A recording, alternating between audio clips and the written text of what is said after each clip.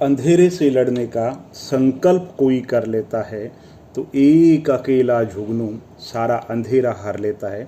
तो दोस्तों, इस वीडियो में मैं कॉलेज लेक्चर की तैयारी के लिए, चाहे आपका वैकल्पिक विषय कोई भी हो, 3 सवालों से मैं बताऊंगा आपको तैयारी कैसे करनी चाहिए। 3 सवाल है। सबसे पहला सवाल है, गांधी जी को अर्धनग्न फकीर किसने कहा। दूसरा सवाल है, गांधी जी जब विदेश गए थे तो उस जहाज का क्या नाम है। और तीसरा सवाल है, गांधी और गांधीवाद पर लिखी गई पुस्तकें। तो दोस्तों, आपको पता चल गया होगा कि पहला सवाल, राजस्थान में कॉलेज लेक्चर की तैयारी करने वाले अधिकांश विद्यार्थी जानते हैं कि चर्चिल ने गांधी जी को अधरंग फकीर कहा था, सब जानते हैं। लेकिन इस सवाल में अगर कोई गलती कर देता है तो वो अक्षम्य अपराध है, बहुत बड़ी गलती है।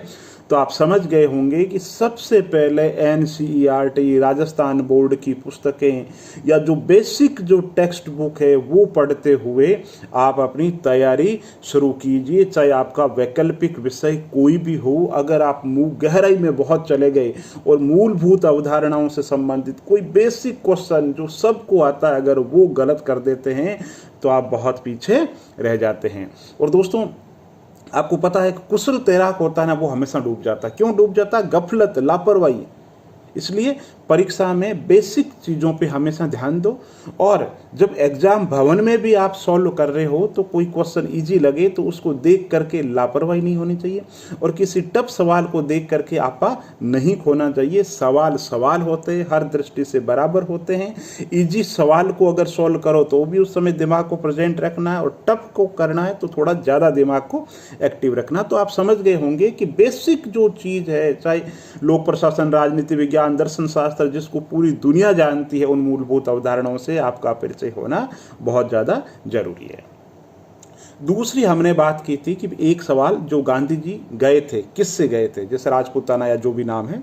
तो अब ये सवाल एक अच्छे कैंडिडेट है वो जानते हैं, एरागेरा नथु केरा जो तैयारी कर रहा है उसको इस चीज़ के बारे में पता नहीं है। तो ये मिडिल कैटेगरी का सवाल है। तो ऐसे सवालों में भी गलती नहीं होनी चाहिए, क्योंकि कमोबेश सारे जो विद्यार्थी है वो इस बात को जानते हैं। अब तीसरा सवाल, अंदाजे बयान अलग, जो लोगों से अलग क्या है, ये चीज़ें तो सबको आ रही है। तो मैं कम सीटों के अंदर, 50 सीटों के अंदर मेरा चयन कैसे होगा, तो इस पोर्शन पे भी ज़्यादा ध्यान देने की जरूरत है। और वो है गांधीवाद पर लिखा गया साहित्य, यानी ऐसे महत्वपूर्ण तथ्य जो उत्तर प्रदेश में, मध्य प्रदेश में, अलग अलग एग्जामों में, आईएएस में, आरएस में, यूपीपीसीएस में, एमपीपीसीएस में अलग अलग जगह पूछे गए हैं, और वो क्वेश्चन दोबारा भी पूछे जाते हैं। तो ऐसे महत्वपूर्ण जो तथ्य जिनसे आपका कोई साथी वंचित है, उसने नहीं पढ़े हैं, लेकिन आपको पढ़ने हैं, क्योंकि अंतिम चयन में इनकी भी बहुत विशिष्ट भूमिका आती है। जो सवाल सबको आते हैं वो किसी को नहीं आते हैं, इसलिए कुछ न कुछ तो गैप रखना ही पड़ेगा। तैयारी और रणनीति के अंदर कुछ विशिष्ट तो आपको बनना ही पड़ेगा। तो दोस्तों, मोटा मोटी आप समझ गए होंगे, मेरे कहने का मतलब लापरवाही नहीं होनी चाहिए। एनसीईआरटी या राजस्थान बोर्ड की जो बेसिक जो बुक्स है वहाँ से शुरुआत होनी चाहिए। फिर आप भारत के जो विभिन्न प्रतिष्ठित जो प्रकाशक है ना, जैसे किरण प्रकाशन हो सकता है, जैसे अरिहंत प्रकाशन है, जैसे साहित्य भवन है, जैसे टाटा मैग्रा हिल पब्लिकेशन है, और सरकारी प्रकाशन विशेष रूप से बात करें, दिल्ली निदेशालय है, राजस्थान हिंदी ग्रंथ अकादमी की पुस्तकें हैं, नेशनल बुक ट्रस्ट की पुस्तकें, जिस विषय से भी आप तैयारी कर रहे हैं, जो भी आपका सब्जेक्ट है, और उस विषय पर अगर अच्छी और स्तरीय पुस्तक जहाँ से भी मिले, जो भी टॉपर, आप जिस एग्जाम में बैठ रहे हो उसके पिछले सालों के जो टॉपर्स है वो बताते हैं कि साहब हमने ये पुस्तकें पढ़ी है, तो आप वो पुस्तकें जरूर पढ़ें। और लेकिन मेरी तरफ से ये कहना है कि जो भी पढ़ो ना, आप नोट्स बना करके पढ़ो। अब कुछ लोग कहते हैं कि साहब जैसे हम इतिहास की तैयारी करते हैं, साहब तथ्यों के लाखों करोड़ों तथ्यों की बौछार है, कैसे याद करें, आज पढ़ते हैं और कल भूल जाते हैं। तो दोस्तों देखो, ऐसा मानना है कि जब आप पढ़ोगे ना, प्रथम दृष्टया आपको लगेगा याद नहीं हो रहा, लेकिन मेरा ऐसा मानना, अवचेतन मन में चीजें पड़ी रहेगी, जो सामने विकल्प आएगा आप सॉल्व कर देगो, पहली बात। दूसरी बात, पहले समय जब आप पढ़ोगे तो 33% चीजें याद होगी, नोट्स बनाओगे तो फिर 33% चीजें और याद हो जाएगी। फिर आपने जो पढ़ा है आप उसकी जुगाली कर दो। आप भारतीय संविधान के महत्वपूर्ण अनुच्छेद है, कोई किताब हाथ में नहीं है, किताबों की जरूरत ही नहीं है, आप बोलो साहब 1 2 3 4 5 6 7 8 9 10 याद है कि नहीं है। इतिहास की अगर आप तैयारी करें तो इतिहास के अंदर आप देखो कि भाई सिंधु घाटी की सभ्यता में कहां से कौन कौन से महत्वपूर्ण स्तर मिले, बिना किताब के बोलो, देखो फिर क्या छूट रहा, फिर वापस नोट्स और किताबों की शरण में जाओ, क्या छूट रहा है ना। इसी तरीके से पूछे कि कांग्रेस की स्थापना के साथ में अध्यक्ष कौन कब कब रहे, तो ये लो साहब ये लगातार महत्वपूर्ण 20 अध्यक्ष याद है कि नहीं है। तो अगर याद नहीं है तो फिर देखो किताब के शरण में जाओ कि भाई ये चीज़ है जो आप रिकॉल नहीं कर पा रहे हो, या इस पोर्शन पे आपकी तैयारी थोड़ी सी कमजोर है। इसी तरीके से हिंदी साहित्य से अगर आप तैयारी कर रहे हो तो हिंदी साहित्य के अंदर देखो प्रमुख पत्र पत्रिकाएं कौन कौन सी है, तो बिल्कुल यूँ याद होना चाहिए कि मुंशी प्रेमचंद से लेकर के आज्ञे से लेकर के इन लोगों ने ये पत्रिकाएं निकाली है, कौन संपादक थे, इस तरीके से एक लिस्ट बना करके एक एक चीज़ आपको पता होनी चाहिए। इतिहास के अंदर अभिलेख है तो अभिलेख के अंदर बिल्कुल यूँ पता होना चाहिए कि साहब गुप्त काल का ये है, मौर्य काल का अभिलेख ये है, सल्तनत कालीन ये है, एक एक चीज़ बिल्कुल है ना। आप जो बिखरे हुए ज्ञान को, जो चीज़ें अलग अलग पढ़ी है उसको एक जगह कर लो। जैसे प्रमुख सिक्के है तो है ना, सिक्के भी कोई कहीं पढ़ा कोई कहीं पढ़ा, तो आप एक डायरी के अंदर नोट कर लो कि साहब ये है।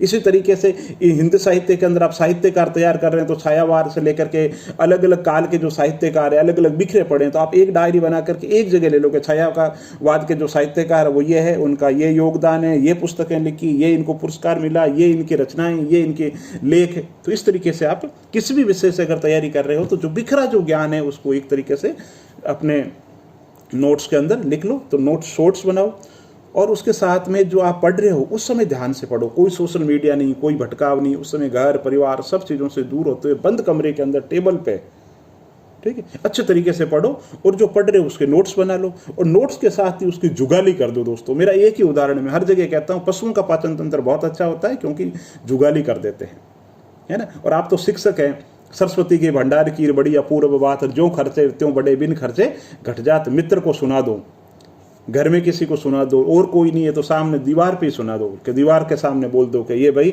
ये आज मैंने सिंधु घाटी के सभ्यता के महत्वपूर्ण स्थल पढ़े, या ये चीज़ें मिली, इन्होंने खोज की थी, और ये सिंधु घाटी की सभ्यता के पतन के 10 विचारक है, ये कहते हैं भूकंप के कारण, पारिस्थितिक असंतुलन के कारण, इस कारण से ये कहते हैं कि सिंधु सभ्यता का पतन हो गया। बस आपने सुना दिया, आपका काम खत्म। इसके साथ ही जो चैप्टर वाइज सॉल्यूशन जो है अरिहंत के विभिन्न सालों के, जैसे मैं बताता हूँ आप जिस भी सब्जेक्ट में, अरिहंत प्रकाशन के या यूथ कॉम्पिटिशन के, मेरी दृष्टि से अरिहंत प्रकाशन के चैप्टर वाइज सॉल्यूशन है बहुत ही अच्छे हैं। तो उसमें आप देखो, जब सिंधु घाटी की सभ्यता देख रहे हो, पढ़ रहे हो, तो देखो सिंधु घाटी की सभ्यता के क्या क्या सवाल हैं, क्योंकि आपने किताब पढ़ ली, आपने नोट्स बना लिए, आपने जुगाली कर दी। अब देखो कि आपको उत्तर आ रहे हैं कि नहीं आ रहे हैं। और प्रथम दृष्टया कोशिश ये करो दोस्तों, जब कोई भी सवाल हो पूछे कि सिंधु घाटी के अंदर ये मनका कहाँ पे मिला, तो फिर उसमें ऑप्शन मत देखो, एक बार कोशिश करो बिना विकल्प के आ रहे हैं कि नहीं आ रहे हैं। अगर ऐसी स्थिति में पहुंच जाओ कि बिना विकल्प के चीजें आपको आ रही है, आपसे पूछे सत्यार्थ प्रकाश कब लिखे गई, तो साल विकल्प की जरूरत नहीं होनी चाहिए, सीधा बिना देखे बिल्कुल माइंड के अंदर होना चाहिए। वो सवाल हमेशा सही होता है, गलत होने की संभावना 1% भी नहीं रहती है। तो पिछले सालों के जो प्रश्न पत्र है उनको भी आप देखते रहो, उसके अनुरूप रणनीति बनाओ, क्योंकि जो सवाल पूछे गए हैं उनके इर्द गिर्द ही पूछे जाएंगे। इसलिए दोस्तों तथ्यों की जो बौछार है उससे परेशान मत हो।